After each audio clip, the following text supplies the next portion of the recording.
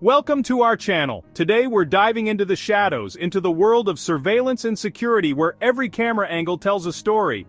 We've got our eyes on some of the most shocking cases of shoplifting you've ever seen. We're talking about young girls caught red-handed, their lives on the brink of taking a drastic turn. The tension, the fear, the uncertainty, it's all caught on camera. Stay tuned as we break down the footage, analyze the body language, and uncover the truth behind these intense confrontations. You won't believe what happens when the security guard closes in. Our first case takes us to a bustling shopping mall, right in the heart of the holiday season. Shoppers are everywhere, their arms laden with bags and gifts. But amidst the festive cheer, a security guard spots something amiss. A young girl, barely a teenager, is lingering by the jewelry counter. She's dressed in an oversized hoodie, her face partially hidden by the hood. The security guard watches intently as the girl's eyes dart around, her hands nervously fidgeting inside her pockets. She glances over her shoulder, then quickly slips a bracelet into her hoodie pocket. The guard knows he has to act fast. He approaches the girl, his demeanor calm but authoritative. "Excuse me, miss," he says, his voice firm but not unkind. "Can you empty your pockets for me, please?" The girl freezes, her eyes widening in fear. She knows she's been caught. The security guard maintains eye contact, his expression unwavering. He can see the panic rising in the girl's eyes. Slowly, reluctantly, the girl reaches into her pocket and pulls out the stolen bracelet. It's a small, silver trinket, but it's enough to land her in serious trouble. The security guard takes the bracelet, his gaze never leaving the girl's face. He can see the remorse, the shame, etched on her young features. In this moment, the security guard is faced with a choice. Does he follow protocol and call the police? Or does he offer this young girl a chance at redemption? Our next case takes us to a high-end department store, where luxury goods line the shelves, each item more opulent than the last. And every customer seems to exude an air of affluence, moving with a certain grace and confidence. But even in this world of privilege and wealth, security is paramount, ensuring that the exclusivity remains intact. And it's a good thing too, because the security cameras capture something truly unexpected, something that disrupts the usual tranquility. A young woman, dressed in designer clothes from head to toe, is browsing the handbag section, her eyes scanning the shelves with practiced ease.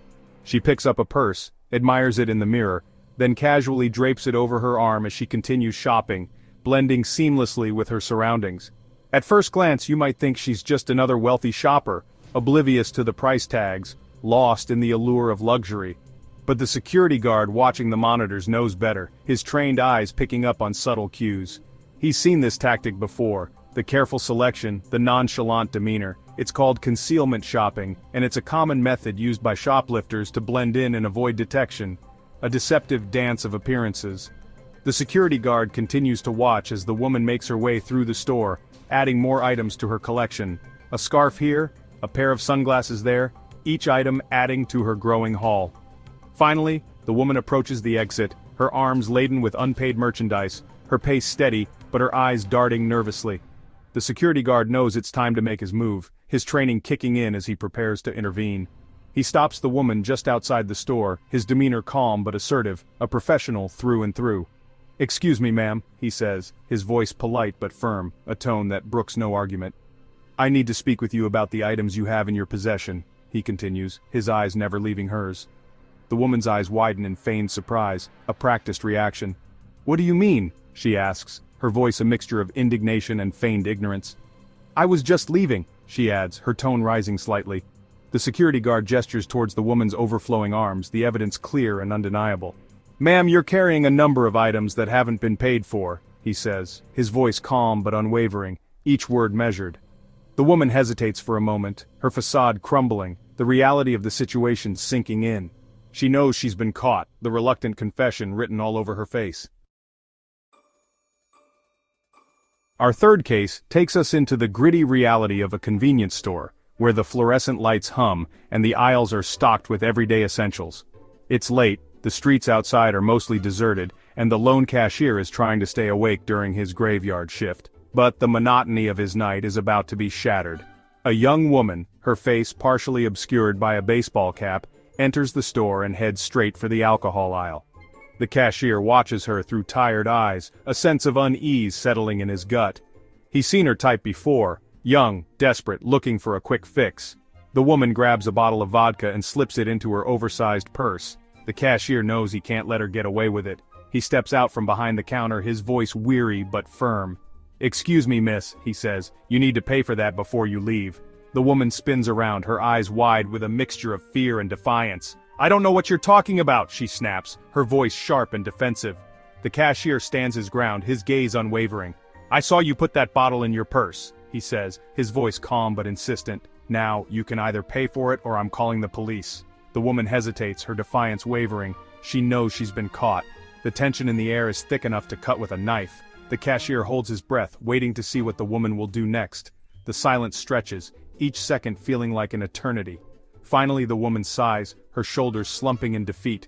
She reaches into her purse and pulls out the bottle, placing it back on the shelf. The cashier nods, relieved but still cautious. "Thank you," he says, his voice softer now. The woman turns and leaves the store, the doorbell chiming softly as she exits into the night. The cashier watches her go, a mixture of relief and sadness in his eyes. He knows this won't be the last time he faces such a situation, but for now, the store is quiet once more. Our next case takes us to a bustling supermarket where shoppers weave through aisles filled with fresh produce, pantry staples, and tempting treats. Amidst the ordinary routine of grocery shopping, a security guard notices something out of place. An elderly woman, her silver hair neatly styled, her face etched with wrinkles that speak of a life well lived, is acting suspiciously near the baby formula aisle. She glances around nervously, her hands trembling slightly as she discreetly slips a can of formula into her oversized handbag. The security guard is taken aback. He's used to dealing with teenagers trying to sneak candy bars or young mothers struggling to afford diapers. But an elderly woman stealing baby formula? This is a first. He approaches the woman cautiously, his demeanor respectful but firm. "Excuse me, ma'am," he says, his voice gentle but authoritative. "I need to speak with you about the item in your bag." The woman jumps slightly, startled by the security guard's presence. Her eyes widen in fear, and her frail hand clutches at her chest as if she's about to faint. I didn't," she stammers, her voice trembling with a mixture of fear and shame. "I wasn't." The security guard, sensing her distress, softens his tone even further. "Ma'am, are you all right?" he asks, his voice filled with concern. "Do you need to sit down?" The woman nods weakly, her legs trembling beneath her. The security guard gently guides her to a nearby bench, his mind racing with questions. Our final case brings us back to the bustling heart of the city, this time to a crowded electronics store where the latest gadgets and gizmos gleam under bright lights. The store is a haven for tech enthusiasts, a place where innovation meets consumerism. The atmosphere is electric with anticipation, shoppers eager to get their hands on the newest tech. Every corner of the store buzzes with excitement as people test out the latest devices, their faces lighting up with curiosity and joy. But amidst the excitement, a security guard remains vigilant, his eyes scanning the crowd for any sign of trouble. His experience tells him that where there's a crowd, there's always a potential for mischief. His gaze falls upon a young man, his baseball cap pulled low over his eyes, his movements furtive and nervous as he lingers near a display of expensive smartphones. The young man's behavior sets off alarm bells in the guard's mind. The security guard watches intently as the young man subtly slips a phone into his pocket, his actions quick and practiced. It's clear this isn't his first time attempting such a theft. The security guard knows he has to act fast. Every second counts in preventing the theft from becoming a successful one. He approaches the young man, his steps confident, his demeanor calm but authoritative. His training kicks in, guiding his actions with precision. "Excuse me, sir," he says, his voice firm but polite. "I need you to empty your pockets for me."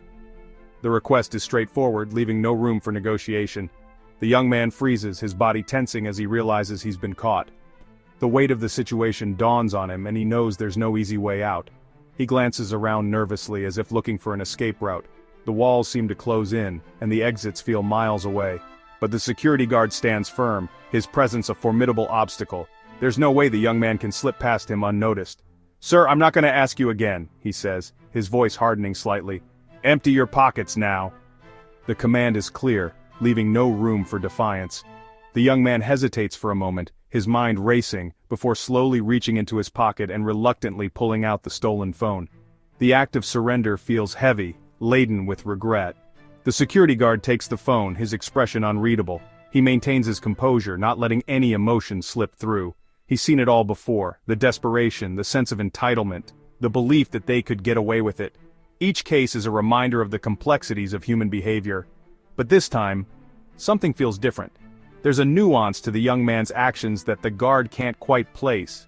As he looks at the young man standing before him, he sees a flicker of something other than defiance or anger.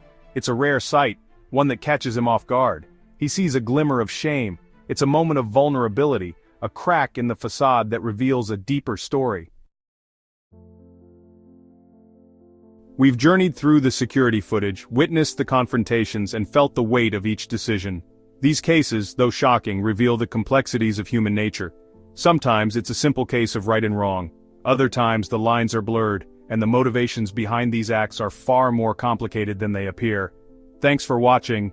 If you found these cases as shocking as we did, make sure to like, comment, and subscribe for more eye-opening content. See you next time.